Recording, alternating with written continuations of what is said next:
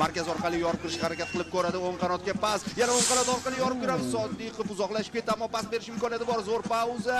Orqaga uzatma. Qani zarba! Yana bir zarba, gol!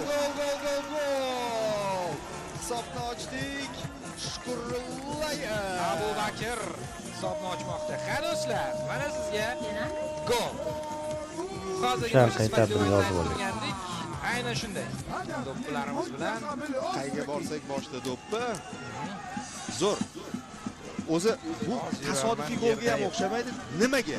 3-hujumimiz o'ng qanotdan keskin pas bilan yorib kirish jarayonini ko'radi. Ya'ni bu uy vazifasi. Bu ishlangan. aynan shunday. Mana ichkarida qarang. Go'yo vaziyat qo'ldan chiqqandagina, ammo taslim bo'lmadi Sodiqov. Mana bu pauza.